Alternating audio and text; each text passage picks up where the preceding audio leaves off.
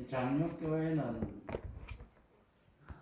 성도들이 다 한 가족같이 서로 사랑하고 또 서로 위해서 기도하면서 화목한 교회가 늘 그 목표였습니다. 그런 교회로 앞으로도 계속 성장하게 되기를 간절히 바랍니다. 아멘. 사도행전 1장 8절에 있는 말씀을 보겠습니다. 사도행전 1장 8절. 오직 성령이 너에게 임하시면 너희가 권능을 받고 예루살렘과 온 유대와 사마리아와 땅끝까지 이르러 내 증인이 되리라.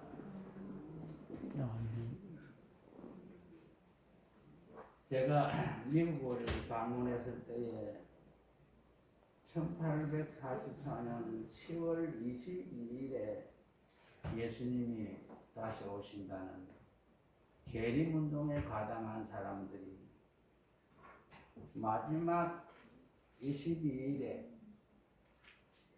그 마지막 순간에 재림을 기다리는 성도들이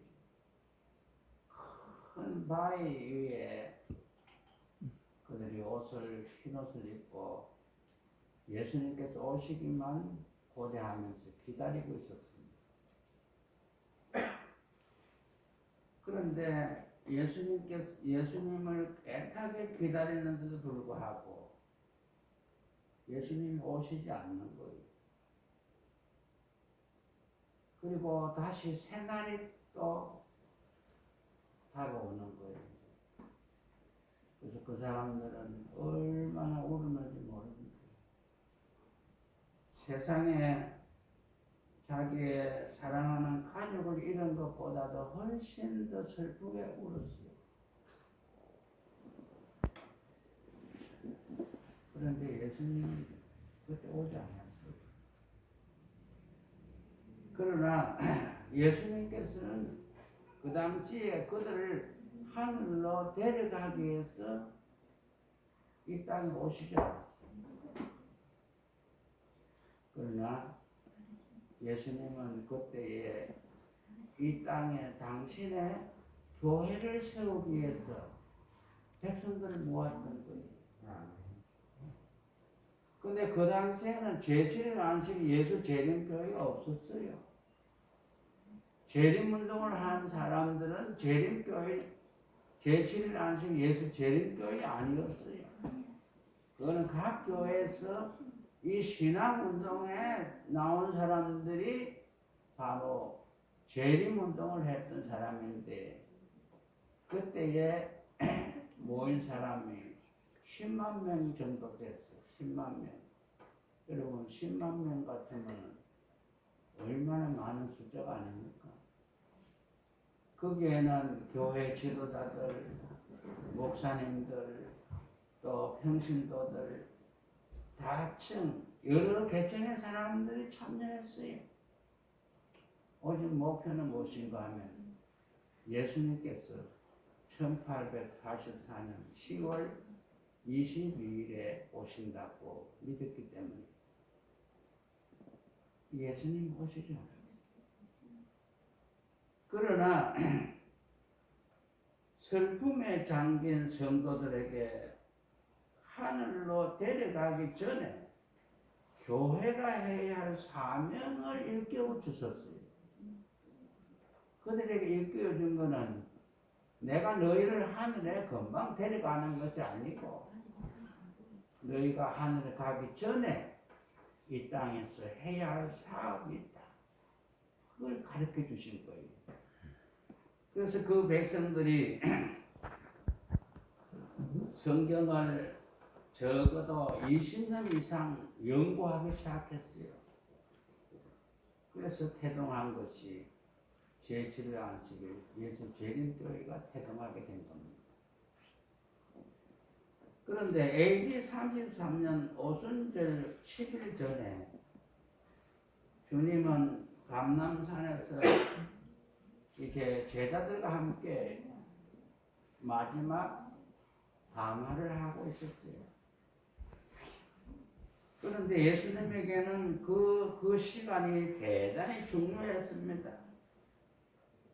공중에는 예수님을 모시고 할 천사들의 무리가 와 있고, 그 다음에 이제 불과 몇 분 후에는 하늘로 올라가셔야 되는데, 이 엄숙한 순간에 예수님께서 교회에 남긴 하나의 메시지가 있어요. 오늘 우리는 그것을 생각해 보도록 하겠습니다. 예수님께서 제자들에게 마지막 순간에 주신 메시지는 아주 간결하고, 그 다음에 의미심장하고, 그리고 뜻이 깊은 그 같은 기별을 주고 떠났었습니다. 사도행전 1장 6절부터 7절에 보면 그들이 모였을 때에 예수께 여쭈어 이르되 주께서 이스라엘 나라를 회복하심이 이때니까 하니 이르시되 때와 시기는 아버지께서 자기의 권한에 두셨으니 너희 알 바가 아니다. 제자들이 모인 장소는 예루살렘 동편에 있는 감람산에 모여서 감람원이라는 감람산에 모였습니다. 이 감람산은 한쪽 부분은 예수님께서 십자가에 못 박힌 겟세마네 동산이 있었어요. 그런데 그 다른 편에는 이제 감람산이라고 일컫는 그 같은 한 아주 시야가 확 트인 곳에 감람산이라고 부르는 곳에 제자들이 모이고, 그리고 예수님께서 그들 가운데 서신 거예요. 그런데 그 감람산은 예수님께서 재림하실 때에 그 산에 다시 오실 거예요. 그래서 감람산은 예수님께서 성천하실 때 이제 올라가신 산이고, 그 다음에 다시 그가 이 땅에 오실 때, 이 땅에 나라를 세울 때도 그곳에다가 중심이 됩니다. 그런데 제자들의 생각과 예수님의 생각은 달랐어요. 예수께서 약속하신 것을 기다리라고 그들에게 이야기했는데 그 약속한 것이 무엇인가? 그들은 약속하신 것에 대한 그들의 생각이 달랐어요. 그래서 예수님께 이제 마지막 질문을 합니다. 예수님,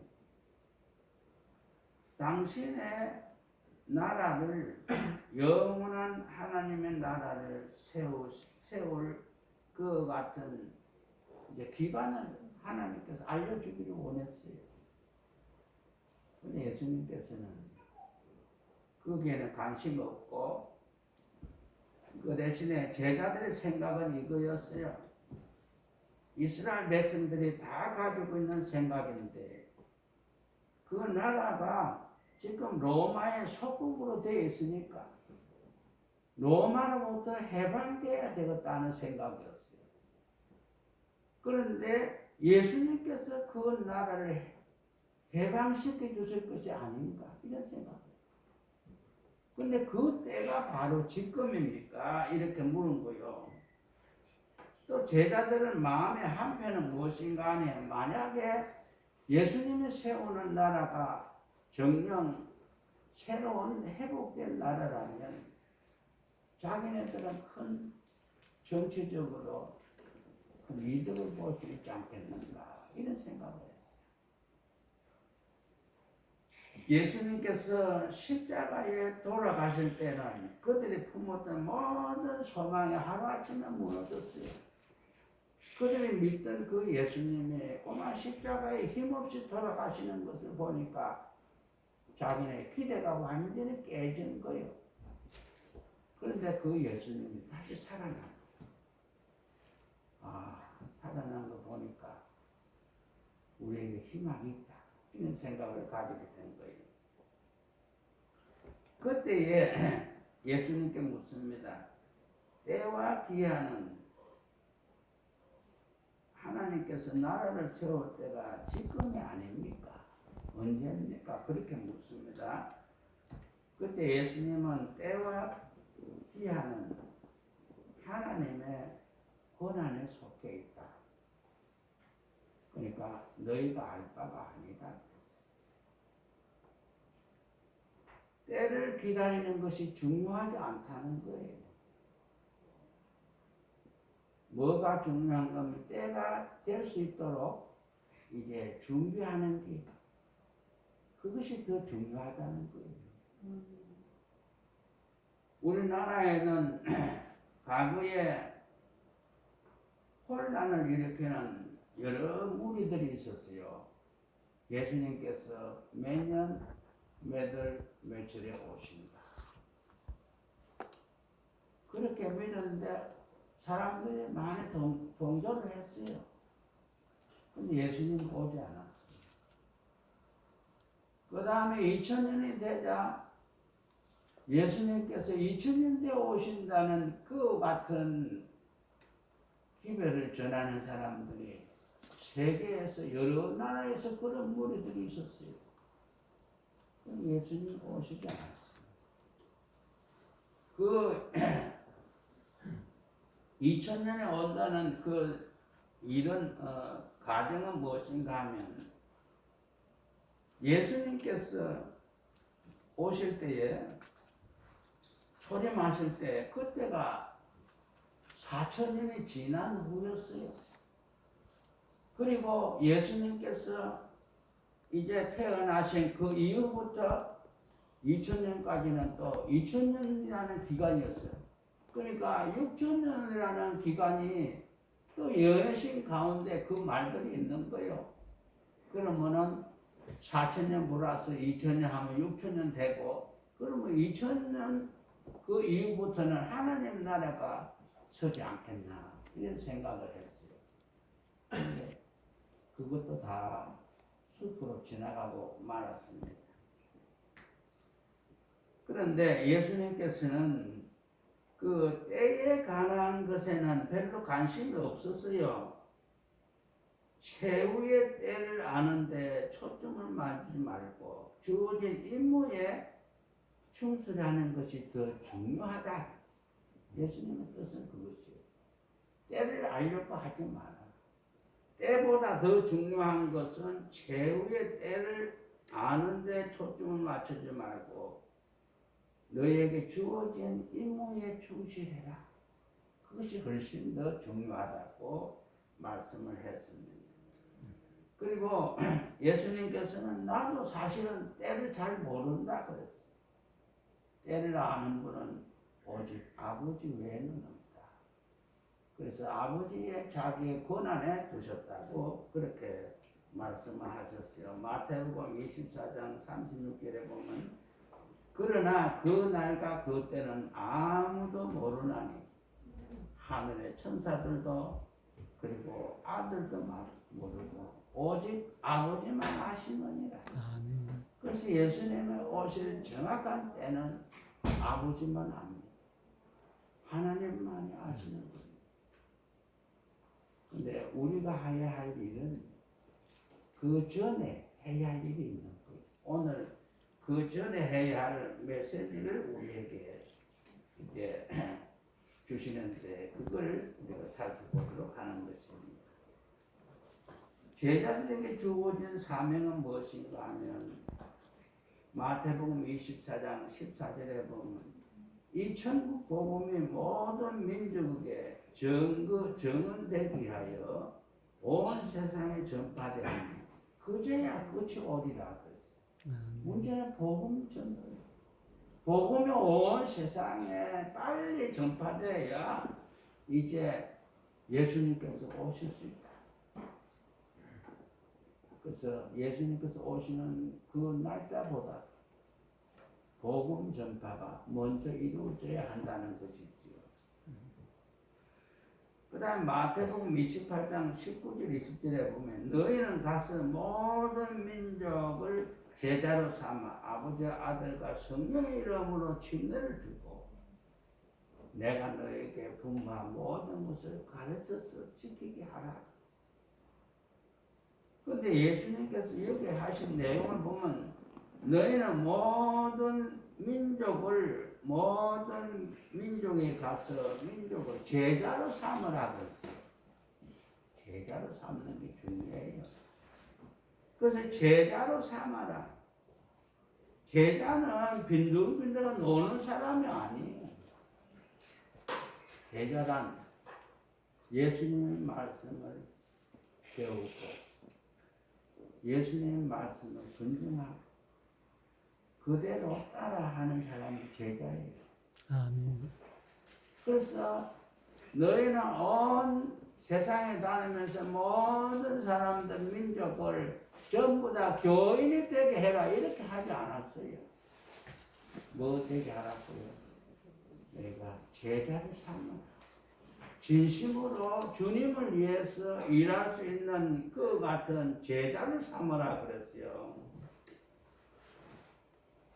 그런 다음에 예수님께서는 이제 하나 약속을 합니다. 내가 세상 끝날까지 너희와 함께 있겠다. 그분은 무소부재하신, 지금 하늘에 올라가려고 하고 있지만은 무소부재하신 분이기 때문에 여전히 이 땅에 있는 당신의 백성들과 함께 하겠다 했어요. 그래서 너희들이 필요한 것들을 이제 같이 고민하고 그리고 상담해주고 지혜를 주고 그리고 낙심할 때 친구처럼 와서 도와주고 어려운 것들도 풀 수 있는 그 같은 길을 가르쳐주고 그래서 이와 같은 일을 언제까지요? 세상이 끝날까지 그렇게 하겠다. 여러분, 우리는 혼자 있는 것 같지만 우리 교회만 이 땅에 존재하는 것 같지만 예수님이 이 교회와 함께 하십니다. 그래서 낙심할 필요 없어요. 아멘. 열심히 기도하고 그 지나면 주님께서 우리와 함께 하실 겁니다. 그런데 제자들에게 주신 대사명은 제자들의 힘으로는 도무지 할 수가 없었어요. 그 당시에 성경을 보면 그 분위기를 보게 되면 그들에는 정말로 어려운 가운데 있었어요. 예수님은 십자가에 못 박혀 돌아가셨지. 그 다음에 살아났다 하지만은 살아나신 예수님은 다른 사람은 못 봤지. 이제 예수님의 제자를 따르는 11사람, 한 사람은 배반하고 나머지 11사람 남았지. 그 다음에 예수님을 따르는 사람이 눈에 확실하지 않지만 그래도 이제 한 100여 명 정도 있었어요.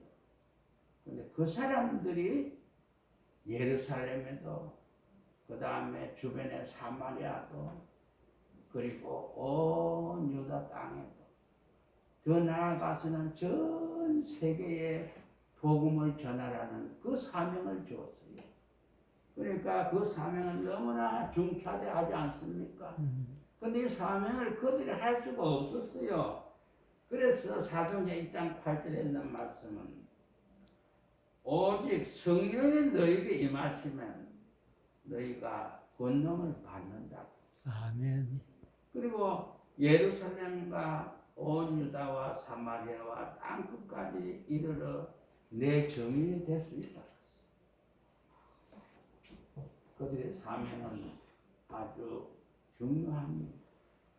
그들 스스로는 아무것도 할 수 없는 막중한 사명이었어요. 그런데 그 사명을 하도록 능력을 주시는 분은 바로 예수님입니다. 성령께서 능력을 주십니다. 오늘날 초대교회에 나랬던 성령의 역사가 오늘날에는 그보다 훨씬 더 위대한 성령의 역사가 있게 될 것이다. 그랬어요. 아멘. 그러니까 초대교회 때 우리는 사도행전 쭉 읽어보면 얼마나 놀랍지 않습니까? 그런데 그것보다도 훨씬 더 강한 능력으로 복음 사업이 이 땅에 마쳐지게 할 것이다. 그래서 우리는 그것을 믿는 것입니다. 어떤 사람이 교인이 예루살렘 이스라엘을 성지 순례를 갔어요. 근데 그 사람은 특별하게 관심을 가진 게 뭐냐 하면 사도시대 때에 세운 교회가 어디 있나. 그것을 찾아보니까 하나도 없더래요. 왜 없을까요? 사도시대에는 이런 건물을 갖고 있지 않았어요. 그들은 가정집이었어요.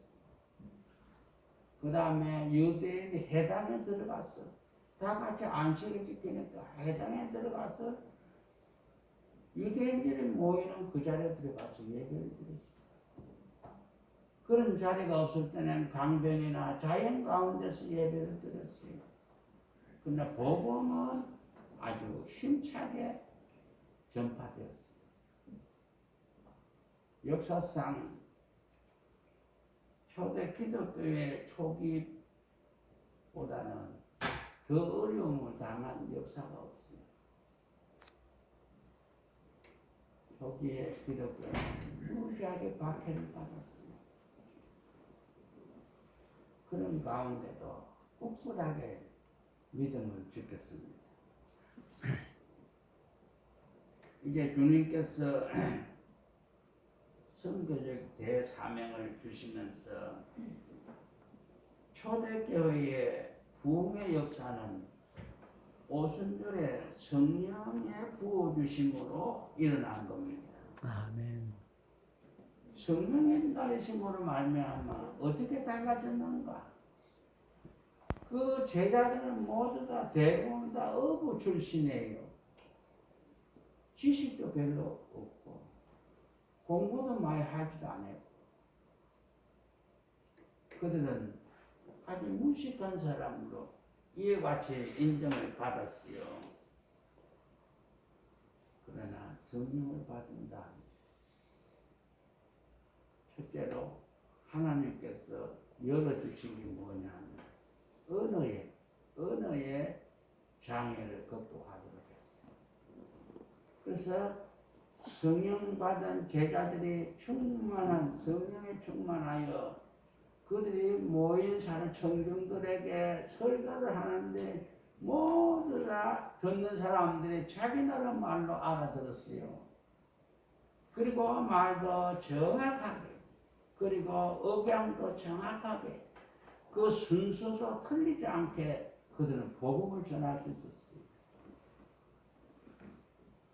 그러니까 수많은 사람들이 저 다른 나라에 살고 있던 유대인들이 오순절에 절기 지키러 왔다가 제자들의 기별을 듣고 그 기별을 받아들이고 그 다음에 자기 집으로 돌아간 것입니다. 그래서 그것이 복음이 사방에 전파된 동기가 되었습니다.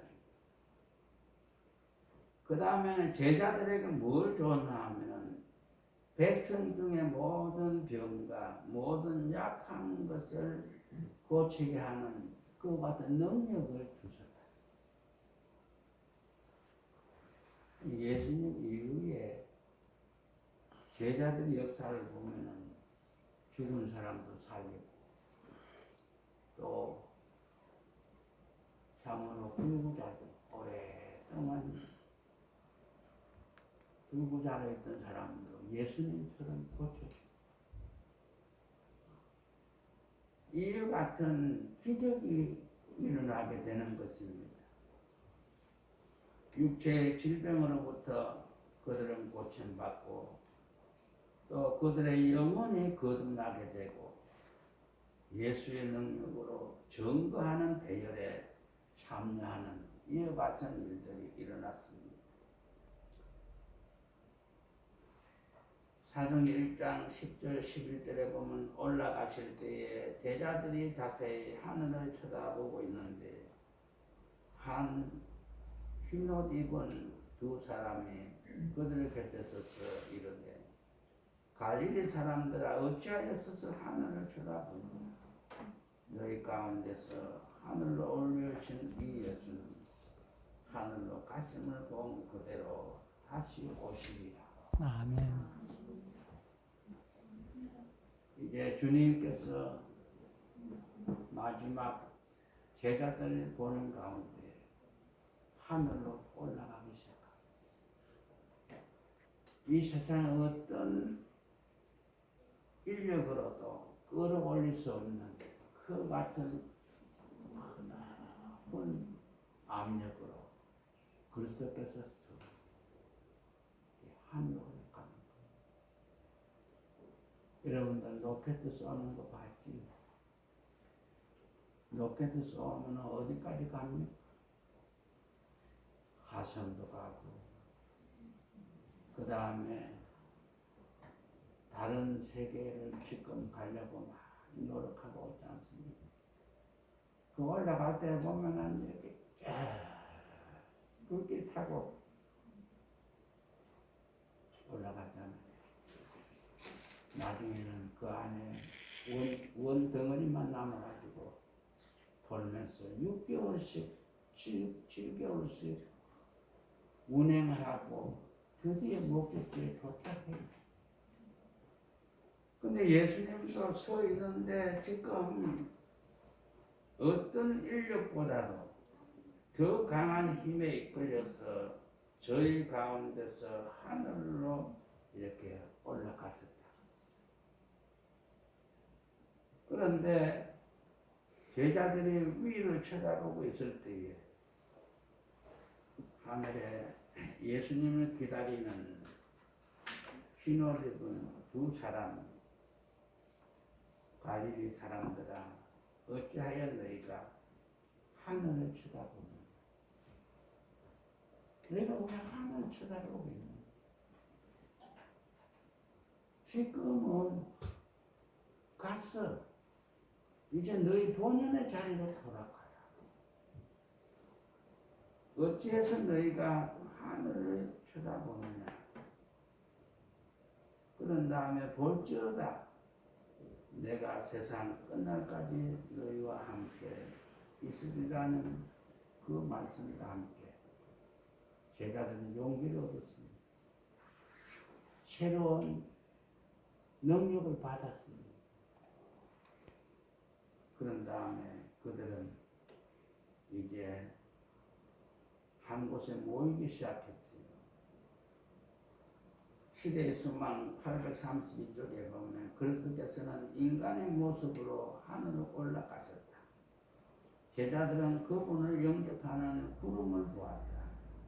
저희와 같이 걸으시고 이야기하시고 기도하시던 바로 그 예수님.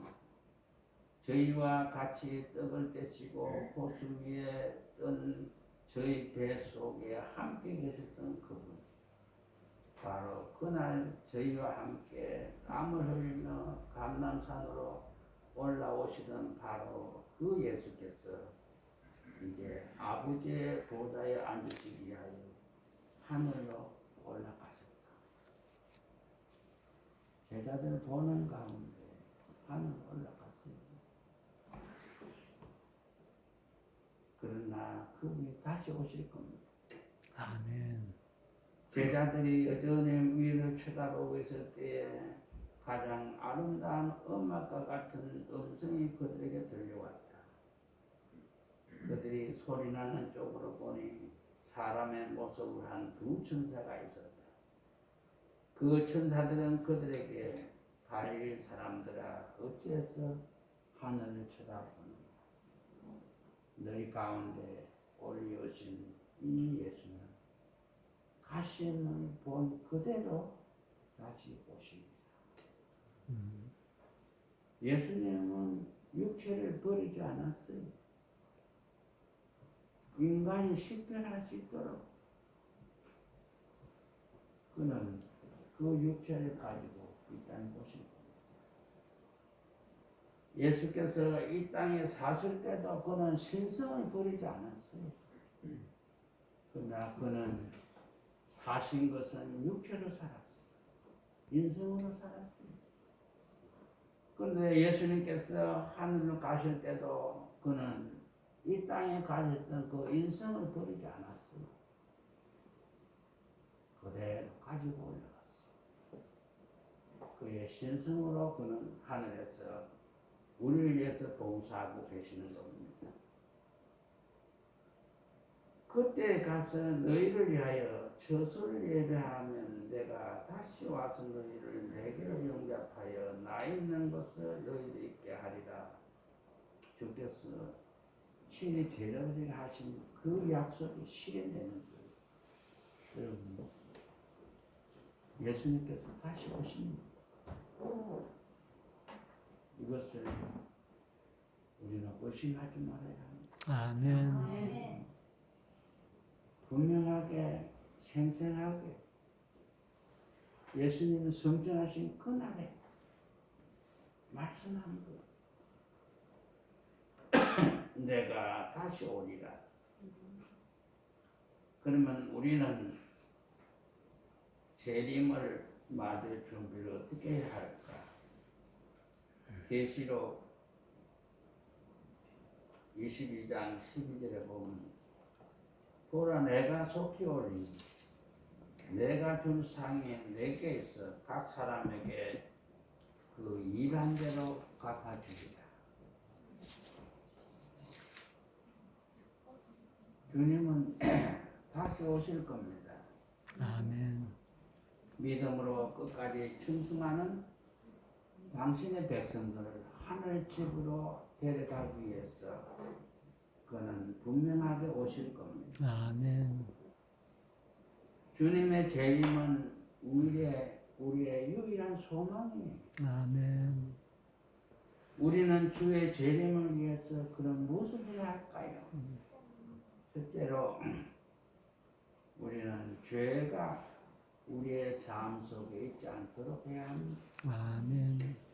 요한일서 3장 3절에 보면 주를 향하여 이 소망을 가진 자마다 그의 깨끗하신 것 같이 자기를 깨끗하게 하는. 아멘. 우리가 죄를 안 지을 수는 없지만 사람의 거로 실수합니다. 또 넘어지고 실수합니다. 그러나 우리에게 준 이 기별은 무엇인가? 예수님의 재림의 소망을 가진 자는 그 실수한 것 그대로 가지고 있지 마라. 그걸 해결하고 또 하루를 보내라, 이런 뜻입니다. 우리가 죄가 얼마나 악한 것인지 깨닫지 못하면 죄를 버리지 않게 될 것이요, 죄를 미워하지 않으면 죄가 우리를 지옥으로 떨어지게 할 것이다. 여러분, 우리가 죄가 악하다는 것과 또 죄를 미워하고 버리지 않으면 죄가 우리를 삼키게 될 것이다. 그런 말씀입니다. 그 다음에 요한일서 5장 4절에 보면 무릇 하나님께로부터 난 자마다 세상을 이기느니라. 세상을 이기는 승리는 이것이니 우리의 믿음이다. 아멘. 그리고 우리는 세상에서 시련도 당하고 시험도 당하고 어떨 때는 경제적 어려움도 당하고 직장 문제도 생기고 다 생기고. 그러나 우리는 이 모든 것 승리해야 돼. 이겨야 하늘에 갑니다. 아멘. 하늘에는 패자를 위해서는 어떤 자리도 없습니다. 승리하는 자가 들어가. 요한계시록 2장에서부터 3장까지 읽어보면은 거기 7교회에 관해서 기록을 하고 있어요. 근데 끝에 가서 약속이 뭐냐? 이기는 자는 이렇게 표현한 다음에 이기는 자는 천국에 들어가고 또 이기는 자는 하나님의 보좌에 함께 앉고 이거 계속 이기는 자에 대한 이야기입니다. 그래서 우리가 이 땅에서 승리해야 돼요. 아멘. 뭐 어떤 어려움이 있더라도 예수님을 놓치면 안 돼. 승리해야 돼요. 그런데 믿음으로 손해보는 것 같지만은 절대로 하나님께서는 손해보도록 내버려두지 않는다는 것을 여러분 믿게 되기를 간절히 바랍니다. 아멘. 그 다음에 재림에 촉진하는 자가 되어야 합니다. 계시록 22장 20절에 보면 이것들을 증언하시니까 이르시되 내가 진실로 속히 오리라 하시거늘 아멘 주 예수여 오시옵소서. 우리는 하나님이 오시는 날을 바라볼 뿐만 아니라 그 날을 재촉해야 한다. 만일 그리스도의 교회가 주께서 명하신 바와 같이 맡겨진 사업을 이루었다면 온 세계는 벌써 경고를 받았을 것이며 우리 주 예수께서는 능력과 큰 영광으로 이 세상에 오셨을 것이다. 그랬습니다. 아멘. 그 시대의 소망 633쪽 34쪽에 있는 말씀입니다. 근데 우리가 이 땅에 재림을 이렇게 바랄 뿐만 아니라 그 다음에 재촉해야 된다. 재촉. 그게 뭐냐 하면 재림을 위해서 길을 닦아 놓아야 된다는 거예요. 예수님께서 오시도록 길을 닦아 놓아야 된다.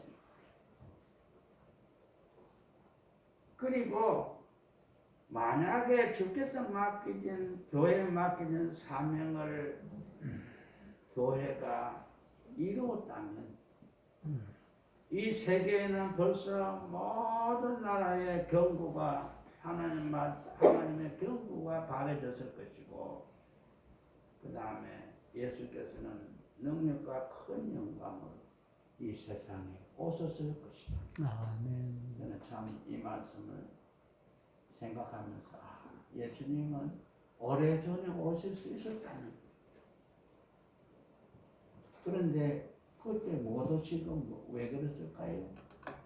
맡겨진 사명을 교회가 하지 못했어요. 그런데 지금도 예수님이 빠른 시일 안에 오실 수가 있어요. 그런데 그 전에 해야 할 일을 다 하지 않으면 주의 재림이 자꾸 늦어진다는 거예요.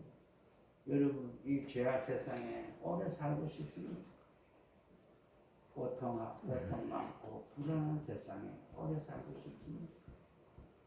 우리는 하늘의 영원한 하나님께서 준비하신 거처에서 행복하게 살 그 같은 것을 우리의 소망으로 삼고 있습니다.